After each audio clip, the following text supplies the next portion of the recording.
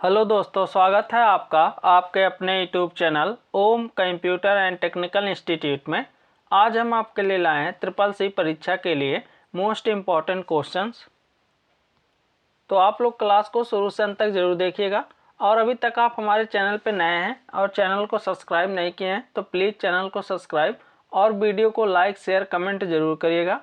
आप लोग इस क्लास के लिंक को भी ज़्यादा से ज़्यादा शेयर कर दीजिएगा, जिससे और भी स्टूडेंट हमारे चैनल से जुड़ सकें और अपने एग्ज़ाम की तैयारी को और बेहतर बना सकें। आज की क्लास में आपको जितने भी क्वेश्चन कराए जाएंगे सभी क्वेश्चन आपके लिए इम्पोर्टेंट हैं, जो कि कई बार आपके एग्ज़ाम में पूछे गए क्वेश्चन हैं। तो आप लोग क्लास में शुरू से अंत तक बने रहिएगा। तो क्लास स्टार्ट करने से पहले आप लोग इस क्लास के लिंक को ज़्यादा से ज़्यादा शेयर कर दीजिए। तो आइए आज की क्लास स्टार्ट करते हैं। पहला क्वेश्चन है आपका, निम्नलिखित में से किसके द्वारा इंटरनेशनल मनी ट्रांसफ़र किया जा सकता है। आपसे क्वेश्चन में पूछा गया है कि अगर आपको इंटरनेशनल मनी ट्रांसफ़र करना है तो आप किसका उपयोग कर सकते हैं या किसके द्वारा किया जा सकता है। तो आपके नीचे 4 ऑप्शन दिए गए हैं, इसमें से आपको बताना है कि आपके इस क्वेश्चन का राइट आंसर क्या है। तो आप सभी लोग अपने आंसर कमेंट बॉक्स में शेयर करें। जिसको भी क्वेश्चन का आंसर पता है वह अपने आंसर कमेंट बॉक्स में ज़रूर शेयर करें। तो आपके इस क्वेश्चन का राइट आंसर हो जाएगा ऑप्शन ए। ऑप्शन ए आपके इस क्वेश्चन का राइट आंसर है। अब यहाँ क्वेश्चन में आपसे कभी कभी इसका प्रूफ भी पूछ सकता है, तो जिसको भी पता हो कमेंट बॉक्स में बताएं। तो इसका प्रूफ होता है आपका सोसाइटी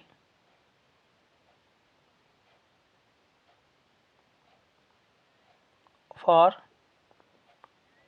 वर्ल्ड वाइड इंटरबैंक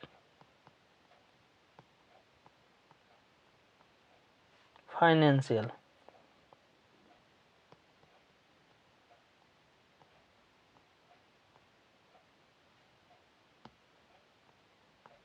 ये इसका प्रूफ होता है, इसको भी आपको याद रखना है। Society for world wide interbank financial, तो इसको भी याद रखना है। RTGS का प्रूफ क्या होता है, ये भी आपके एग्जाम में कई बार क्वेश्चन पूछा गया है। तो आप लोग कमेंट बॉक्स में बताइए RTGS का प्रूफ क्या है। जिसको भी पता है अपने आंसर कमेंट बॉक्स में जरूर शेयर करें। तो इसका प्रूफ होता है आपका real time gross settlement.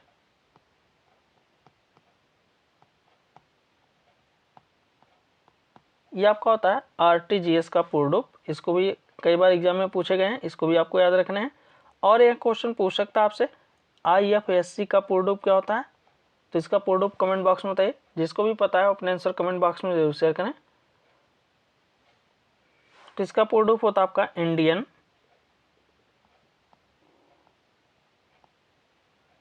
Financial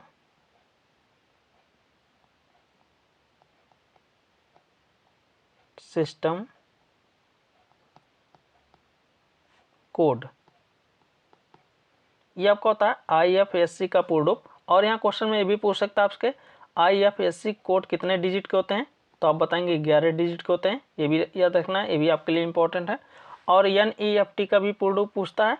तो इसका प्रूफ होता है आपका नेशनल इलेक्ट्रॉनिक्स फंड ट्रांसफ़र। तो ये सभी फुल फॉर्म आपको याद रखने हैं, जो कि आपके लिए बहुत इंपॉर्टेंट है, कई बार आपके एग्जाम में पूछे गए हैं। तो आप लोग इन्हें अच्छे से रिवीजन करिए। अब आते हैं आपके अगले क्वेश्चन पे। कौन सा बार टाइटल बार के ठीक नीचे स्थित होता है। आपसे क्वेश्चन में पूछा गया है इनमें से कौन सा बार है जो आपके टाइटल बार के ठीक नीचे स्थित होता है। Option A tool bar, option B status bar, option C menu bar, option D formatting bar. तो आपको बताना है इसमें से इस क्वेश्चन का राइट आंसर क्या है। तो आप सभी लोग अपने आंसर कमेंट बॉक्स में शेयर करें। जिसको भी क्वेश्चन का आंसर पता है वह अपने आंसर कमेंट बॉक्स में जरूर शेयर करें। तो आपके इस क्वेश्चन का राइट आंसर हो जाएगा ऑप्शन सी मेनू बार। आपके टाइटल बार के ठीक नीचे जो बार होता है उसे हम मेनू बार कहते हैं। अब आते हैं आपके अगले क्वेश्चन पे। डॉक्यूमेंट को प्रिंट करने से पहले स्क्रीन पर देखना कहलाता है। आपसे क्वेश्चन में पूछा गया है कि अगर आप कोई भी डॉक्यूमेंट प्रिंट करना चाहते हैं और प्रिंट करने से पहले आप इसे स्क्रीन पे देखते हैं तो आपका क्या कहलाता है। Option A page setup, option B margins, option C print, option D print preview. तो आपको बताना है इसमें से इस क्वेश्चन का राइट आंसर क्या है। तो आप सभी लोग अपने आंसर कमेंट बॉक्स में शेयर करें।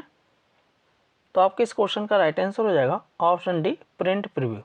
हम कोई भी डॉक्यूमेंट प्रिंट करने से पहले अगर उसे अपने स्क्रीन पे देखते हैं तो आपका क्या कहलाता है, प्रिंट प्रीव्यू कहलाता है। अब आते हैं आपके अगले क्वेश्चन पे।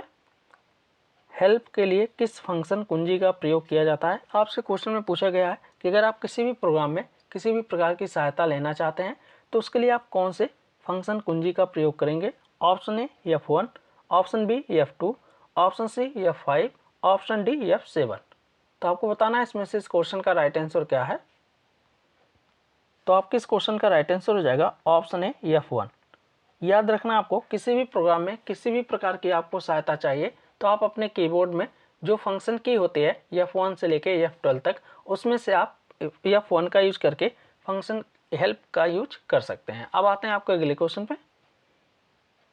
किसी डॉक्यूमेंट में कट कॉपी किया गया कंटेंट में स्वतः आ जाता है। आपसे पूछा गया किसी डॉक्यूमेंट में अगर आप कट या कॉपी कंटेंट का यूज करते हैं तो वो स्वतः आ जाता है। तो आपके नीचे 4 ऑप्शन दिए गए हैं, इसमें से आपको बताना है कि आपके इस क्वेश्चन का राइट आंसर क्या है। तो आप सभी लोग अपने आंसर कमेंट बॉक्स में शेयर करें। तो आपके इस क्वेश्चन का राइट आंसर हो जाएगा ऑप्शन बी, क्लिपबोर्ड। अब यहाँ कभी कभी क्वेश्चन में आपसे पूछ सकता है कट का शॉर्टकट की क्या होता है। तो आप बताएंगे कट के लिए हम यूज करते हैं कंट्रोल प्लस एक्स का यूज किया जाता है। कॉपी के लिए तो आप बताएंगे कंट्रोल प्लस सी का यूज करते हैं। और एक आपका आता है पेस्ट। तो पेस्ट के लिए हम किसका यूज करते हैं, तो आप बताएंगे कंट्रोल प्लस वी का यूज किया जाता है। तो ये तीनों शॉर्टकट आपको याद रखने हैं। कंट्रोल प्लस एक्स किसका यूज होता है, तो कट के लिए किया जाता है। कंट्रोल प्लस सी का यूज किस लिए करते हैं, तो आपको बताएंगे कॉपी करने के लिए करते हैं। और कॉपी और कट किए गए टेक्स्ट को आप अगर प्राप्त करना चाहते हैं तो किसका यूज करते हैं, पेस्ट का। तो उसके लिए हम किसका यूज करते हैं, कंट्रोल प्लस वी का यूज करते हैं। अब आते हैं आपके अगले क्वेश्चन पे। सिम का पूरा नाम क्या है। आपसे पूछा गया है कि आप जो मोबाइल में सिम का यूज करते हैं उसका पूर्ण रूप क्या होता है, यही आपको बताना है। तो आपके नीचे 4 ऑप्शन दिए गए हैं, इसमें से आपको बताना है कि आपके इस क्वेश्चन का राइट आंसर क्या है। तो आप सभी लोग अपने आंसर कमेंट बॉक्स में शेयर करें। तो आपके इस क्वेश्चन का राइट आंसर हो जाएगा ऑप्शन है सब्सक्राइबर आइडेंटिटी मॉड्यूल। ये आपको होता है सिम का पूर्ण रूप। यहाँ क्वेश्चन और भी आपसे पूछ सकता है एसएमएस का पूर्ण रूप क्या होता है, आप लोग कमेंट बॉक्स में बताइए। तो एसएमएस का पूर्ण रूप आपका होता है शॉर्ट मैसेज सर्विस। तो याद रखना आपको, एसएमएस का पूर्ण रूप अगर आपके एग्जाम में पूछता है तो शॉर्ट मैसेज सर्विस होता है। और सिम का पूछा जाएगा तो सब्सक्राइब आइडेंटिटी मॉड्यूल होता है। अब आते हैं आपके अगले क्वेश्चन पे। अनधिकृत पहुंच प्रकार की समस्या है, नेटवर्क समस्या है। आपसे क्वेश्चन में पूछा गया है अनधिकृत पहुंच जो प्रकार के नेटवर्क समस्या है। तो आपके नीचे 4 ऑप्शन दिए गए हैं, इसमें से आपको बताना है कि आपके इस क्वेश्चन का राइट आंसर क्या है। तो आपके इस क्वेश्चन का राइट आंसर हो जाएगा ऑप्शन बी, सिक्योरिटी। सिक्योरिटी प्रकार की नेटवर्क समस्या है। अब आते हैं आपके अगले क्वेश्चन पे। SSL का पूर्ण रूप क्या होता है। आपसे क्वेश्चन में पूछा गया SSL का पूर्ण रूप आपको बताना है। तो आपके नीचे 4 ऑप्शन दिए गए हैं, इसमें से आपको बताना है कि आपके इस क्वेश्चन का राइट आंसर क्या है। तो आप सभी लोग अपने आंसर कमेंट बॉक्स में शेयर करें। तो आपके इस क्वेश्चन का राइट आंसर हो जाएगा ऑप्शन ए, सिक्योर सॉकेट लेयर। ये आपका होता है SSL का पूर्ण रूप। अब आते हैं आपके अगले क्वेश्चन पे। वैक्यूम ट्यूब तकनीक कौन सी पीढ़ी में प्रयोग की जाती थी। आपसे क्वेश्चन में पूछा गया कि आपके वैक्यूम ट्यूब तकनीक जो थी वो कौन सी पीढ़ी के कंप्यूटर में प्रयोग की जाती थी। Option A second generation, option B third generation, option C fourth generation, option D first generation. तो आपको बताना है इसमें से इस क्वेश्चन का राइट आंसर क्या है। तो आपके इस क्वेश्चन का राइट आंसर हो जाएगा option D, first generation. First generation के कंप्यूटर में वैक्यूम ट्यूब तकनीक का उपयोग किया जाता था। अब यहाँ क्वेश्चन में पूछ सकता है वैक्यूम ट्यूब का विकास कब हुआ था। तो आप बताएंगे 1904 में। अगर आपके एग्जाम में क्वेश्चन में पूछता है कि वैक्यूम ट्यूब का आविष्कार किस सन में किया गया था, तो आप बताएंगे 1904 में। और किसके द्वारा किया गया था, तो आप बताएंगे John Ambrose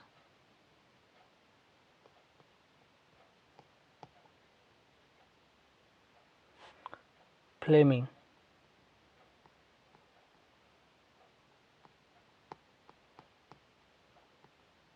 John Ambrose Fleming के द्वारा वैक्यूम ट्यूब का आविष्कार किया गया था किस सन में? 1904 में। और इसका यूज किस जनरेशन के कंप्यूटर में किया गया था? तो आप बताएंगे फर्स्ट जनरेशन, पहली पीढ़ी के कंप्यूटर में आपके वैक्यूम ट्यूब का यूज किया जाता था। अब आते हैं आपके अगले क्वेश्चन पे।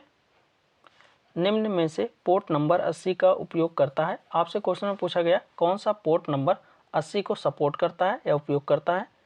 Option A STTPS, option B SCMTP, option C STTP, option D FTP। तो आपको बताना है इसमें से इस क्वेश्चन का राइट आंसर क्या है। तो आपके इस क्वेश्चन का राइट आंसर हो जाएगा ऑप्शन सी STTP। अब यहाँ क्वेश्चन में पूछ सकता है आपसे STTP का पूर्ण रूप क्या होता है। तो इसका पूर्ण रूप होता है आपका हाइपर टेक्स्ट ट्रांसफर प्रोटोकॉल। ये आपका होता है STTP का पूर्ण रूप। और STTP इसका क्या होता है? तो इसका भी आपका होता है hyper text transfer protocol secure. ये आपका होता है STTPS का पूर्ण रूप। अब आप क्या आते हैं SMTP, इसका पूर्ण रूप क्या होता है? तो इसका पूर्ण रूप होता है आपका सिंपल मेल ट्रांसफर प्रोटोकॉल। ये आपका होता है SMTP का पूर्ण रूप सिंपल मेल ट्रांसफर प्रोटोकॉल। इसको भी आपको याद रखना है, ये भी आपके एग्जाम में कई बार क्वेश्चन पूछा गया है। और ये FTP का क्या होता है? तो आप बताएंगे फाइल ट्रांसफर प्रोटोकॉल। ये आपका होता है FTP का पूर्ण रूप। अब आते हैं आपके अगले क्वेश्चन पे।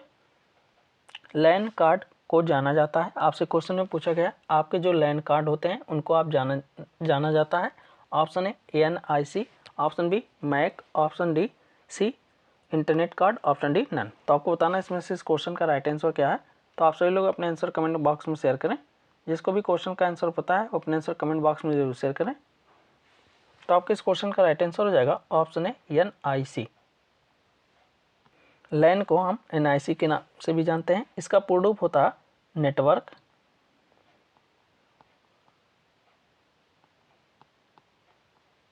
इंटरफेस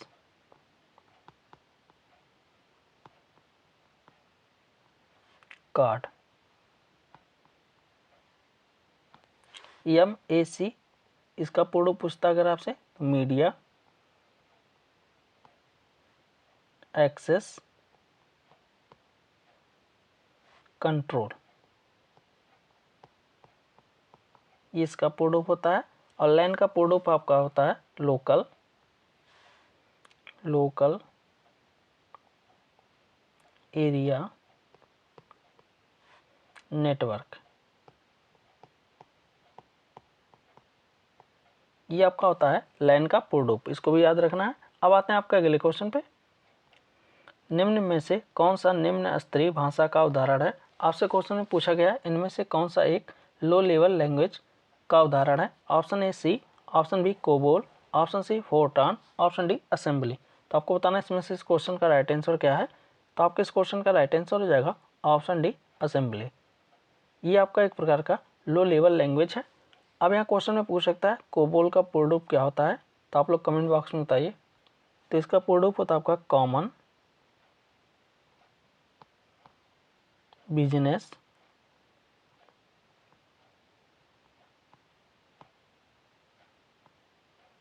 ओरिएंटेड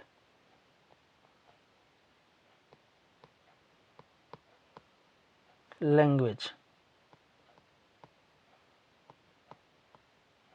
इसका पूर्ण रूप होता है फोरट्रान का पूर्ण रूप क्या होता है आप लोग कमेंट बॉक्स में बताइए। तो इसका पूर्ण रूप होता है आपका फार्मूला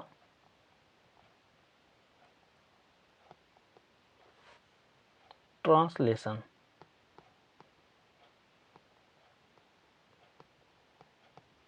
अब आते हैं आपके अगले क्वेश्चन पे। सेव की गई फाइल को अन्य नाम से सेव करने के लिए किस कमांड का प्रयोग किया जाता है। आपसे क्वेश्चन में पूछा गया है कि अगर आप एक बार कोई भी फाइल सेव कर ली है और आप उसे दोबारा नाम बदलना चाहते हैं या किसी अन्य नाम से सेव करना चाहते हैं तो उसके लिए आप किस कमांड का उपयोग करेंगे। तो आपके नीचे 4 ऑप्शन दिए गए हैं, इसमें से आपको बताना है कि आपके इस क्वेश्चन का राइट आंसर क्या है। तो आपके इस क्वेश्चन का राइट आंसर हो जाएगा option A save as. Save as का यूज करके आप सेव की गई फाइल के नाम को किसी अन्य नाम से सेव कर सकते हैं। अब सेव एज का शॉर्टकट की क्या होता है तो आप बताएंगे control plus shift plus S होता है सेव एज के लिए। सेव के लिए किसका यूज करते हैं तो आप बताएंगे कंट्रोल प्लस एस का यूज करते हैं। ओपन के लिए कंट्रोल प्लस ओ का यूज करते हैं। अब आते हैं आपके अगले क्वेश्चन पे। सीपीयू के सबसे नज़दीक मेमोरी कौन सी होती है। आपसे क्वेश्चन में पूछा गया है कि सीपीयू के सबसे नज़दीक मेमोरी कौन सी होती है। Option A ROM, option B cache, option C RAM, option D none. तो आपको बताना है इसमें से इस क्वेश्चन का राइट आंसर क्या है। तो आप सभी लोग अपने आंसर कमेंट बॉक्स में शेयर करें। जिसको भी क्वेश्चन का आंसर पता है वो अपने आंसर कमेंट बॉक्स में जरूर शेयर करें। तो आपके इस क्वेश्चन का राइट आंसर हो जाएगा option B cache memory. Cache memory आपके सीपीयू की सबसे नज़दीक मेमोरी होती है। अब यहाँ क्वेश्चन में पूछ सकता है आपसे सीपीयू का पूर्ण रूप क्या होता है। तो इसका पूर्ण रूप होता है आपका सेंट्रल प्रोसेसिंग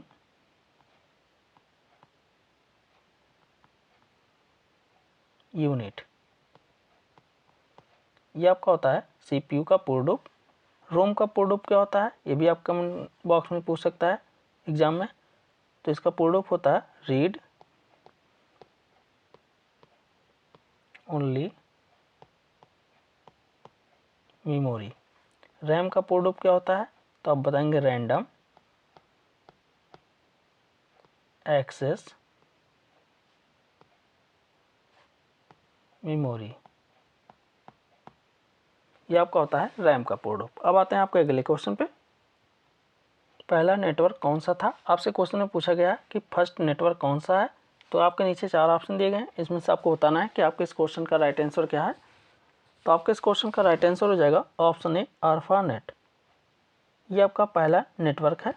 इसका पूर्ण रूप आपसे एग्जाम में पूछ सकता है। तो इसका पूर्ण रूप होता है आपका एडवांस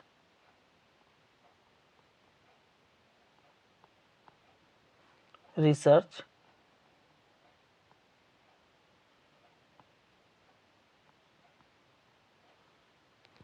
प्रोजेक्ट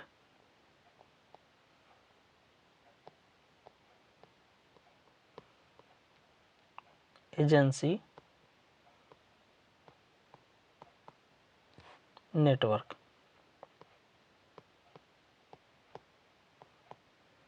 ये इसका पूर्ण रूप होता है आर्फानेट का advance research projects agency network. अब आते हैं आपके अगले क्वेश्चन पे।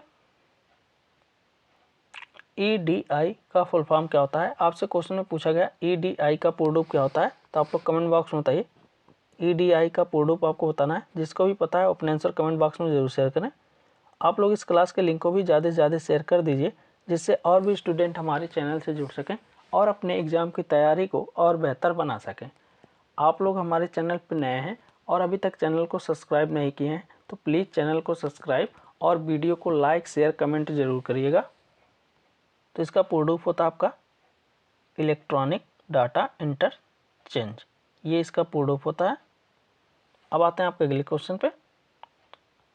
5वीं पीढ़ी में निम्न में से किसका उपयोग होता है। आपसे क्वेश्चन में पूछा गया है कि 5th जनरेशन के कंप्यूटर में किसका उपयोग होता है। Option A ULSI, option B IC, option C transistors, option D VLSI। तो आपको बताना है इसमें से इस क्वेश्चन का राइट आंसर क्या है। तो आप सभी लोग अपने आंसर कमेंट बॉक्स में शेयर करें। जिसको भी क्वेश्चन का आंसर पता है वो अपने आंसर कमेंट बॉक्स में ज़रूर शेयर करें। तो आपके इस क्वेश्चन का राइट आंसर हो जाएगा ऑप्शन ए ULSI। इसका यूज किया जाता है। इसका पूर्ण रूप आपसे एग्जाम में पूछ सकता है। तो इसका पूर्ण रूप होता है ultra large scale integration.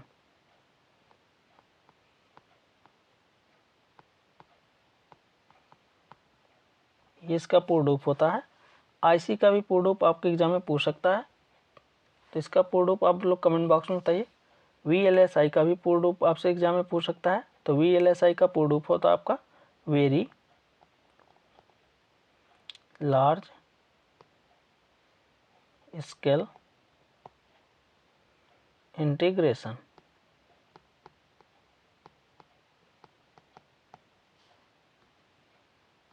IC का पूर्ण रूप होता है इंटीग्रेटेड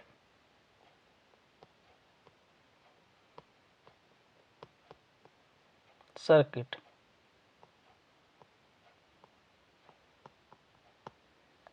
तो ऐसे भी फुल फॉर्म आपको याद रखना है। अब आते हैं आपके अगले क्वेश्चन पे। यूटीआर का फुल फॉर्म क्या होता है? आपसे क्वेश्चन में पूछा गया है कि आपके यूटीआर का पूर्ण रूप क्या होता है, यही आपको कमेंट बॉक्स में बताना है। तो आपके नीचे 4 ऑप्शन दिए गए हैं, इसमें से आपको बताना है कि आपके इस क्वेश्चन का राइट आंसर क्या है। तो आप सभी लोग अपने आंसर कमेंट बॉक्स में शेयर करें।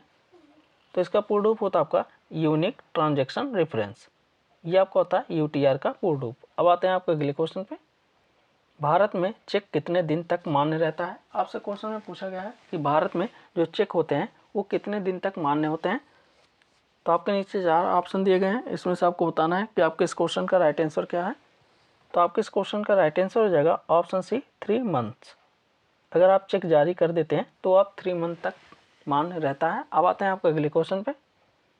NUUP की फुल फॉर्म क्या होती है? आपसे क्वेश्चन में पूछा गया है NUUP का पूर्ण रूप क्या होता है। तो आपके नीचे 4 ऑप्शन दिए गए हैं, इसमें से आपको बताना है कि आपके इस क्वेश्चन का राइट आंसर क्या है।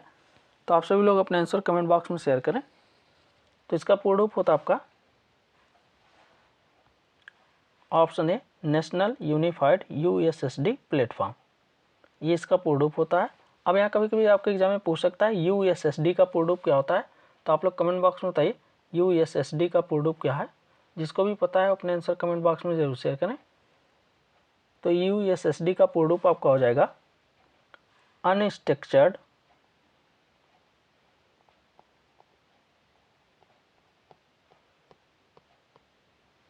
सप्लीमेंट्री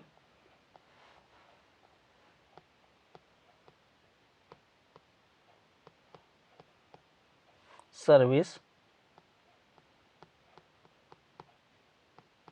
डाटा, ये इसका पूर्ण रूप होता है। अब आते हैं आपके अगले क्वेश्चन पे। जब हमारे पास कोई मेल भेजता है तो किसमें दिखाई देता है? आपसे क्वेश्चन में पूछा गया कि अगर आपके पास कोई मेल आता है और अगर आप उस मेल को देखना चाहते हैं तो आप किसमें देख सकते हैं? Option A outbox, option B mail box, option C inbox, option D sent box. तो आपको बताना है इसमें से इस क्वेश्चन का राइट आंसर क्या है। तो आपके इस क्वेश्चन का राइट आंसर हो जाएगा ऑप्शन सी इनबॉक्स। अगर आपके पास कोई मेल आता है तो उस मेल को देखने के लिए हम किसका यूज करते हैं? इनबॉक्स का यूज करते हैं। अब आते हैं आपके अगले क्वेश्चन पे। OSI मॉडल में कुल कितनी लेयर होती हैं? आपसे क्वेश्चन में पूछा गया कि OSI मॉडल जो होते हैं उसमें कुल कितने लेयर होते हैं। तो आपके नीचे 4 ऑप्शन दिए गए हैं, इसमें से आपको बताना है कि आपके इस क्वेश्चन का राइट आंसर क्या है। तो आप सभी लोग अपने आंसर कमेंट बॉक्स में शेयर करें। जिसको भी क्वेश्चन का आंसर पता है वो अपने आंसर कमेंट बॉक्स में जरूर शेयर करें। और आप लोग इस क्लास के लिंक को भी ज़्यादा से ज़्यादा शेयर कर दीजिए, जिससे और भी स्टूडेंट हमारे चैनल से जुड़ सकें और अपने एग्ज़ाम की तैयारी को और बेहतर बना सकें। आज की क्लास में आपको जितने भी क्वेश्चन कराए जा रहे हैं सभी क्वेश्चन आपके लिए इम्पोर्टेंट हैं। तो OSI का पूर्ण रूप होता है open system interconnection.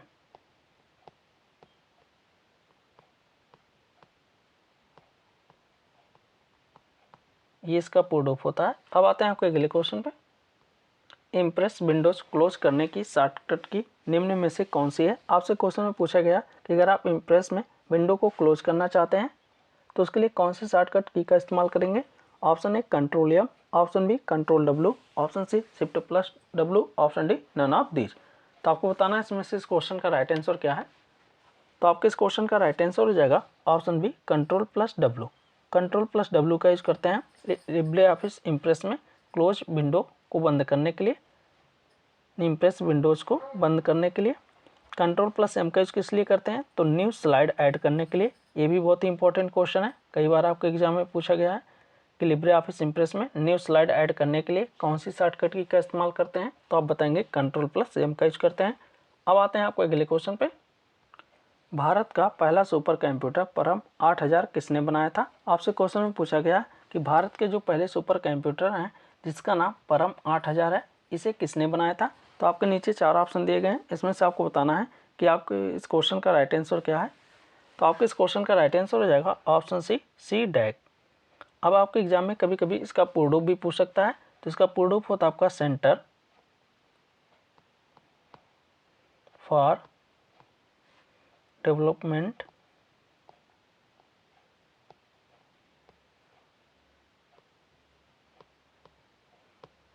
Of advanced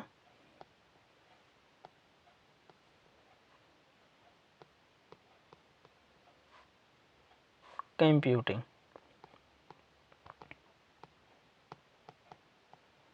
ये इसका पूर्ण रूप होता है, तो इसको भी आपको याद रखना है। अब आते हैं आपके अगले क्वेश्चन पे।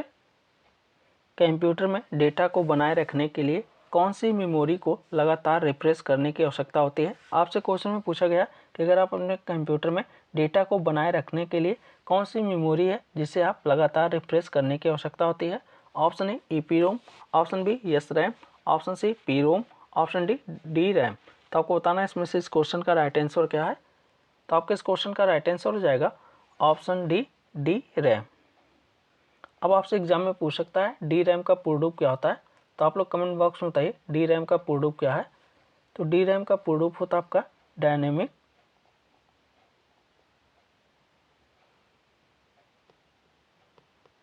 Random access memory. ये आपका होता है डी रैम का पूर्ण रूप। पी रोम का पूर्ण रूप क्या होता है, आप लोग कमेंट बॉक्स में बताइए पी रोम का पूर्ण रूप क्या है। जिसको भी पता है अपने आंसर कमेंट बॉक्स में जरूर शेयर करें। तो पी रोम का पूर्ण रूप होता है आपका प्रोग्रामेबल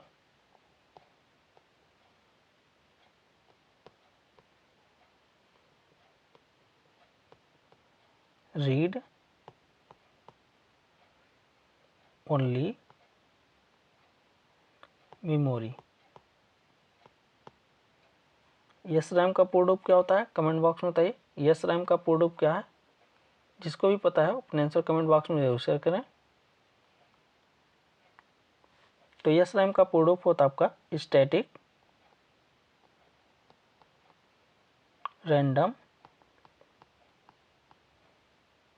एक्सेस मेमोरी।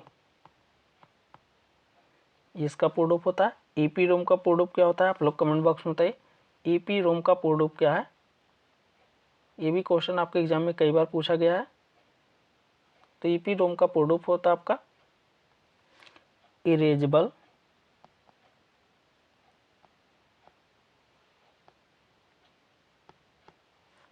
प्रोग्रामेबल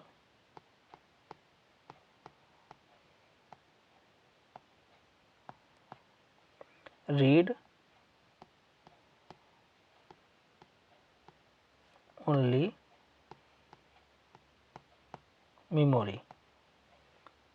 तो ये सभी फुल फॉर्म भी आपको याद रखने हैं जो कि आपके लिए बहुत ही इंपॉर्टेंट है, कई बार आपके एग्जाम में पूछे गए क्वेश्चन है। आई होप आज की क्लास आपको अच्छे से समझ में आई होगी। आज की क्लास में आपको जितने भी क्वेश्चन कराए गए हैं सभी क्वेश्चन आपके लिए इंपॉर्टेंट है जो कि कई बार आपके एग्जाम में पूछे गए हैं। तो आप लोग क्लास को शुरू से अंत तक जरूर देखिएगा।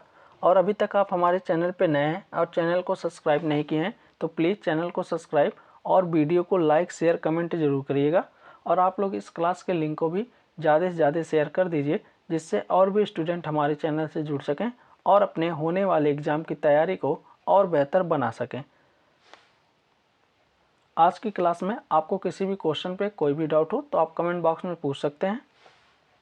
अगर आपको क्लास की PDF चाहिए तो आप हमारे टेलीग्राम चैनल या फिर व्हाट्सएप नंबर पे संपर्क करके अपने क्लास की PDF को प्राप्त कर सकते हैं। तो आज की क्लास यहीं समाप्त करते हैं, मिलते हैं अगले क्लास में।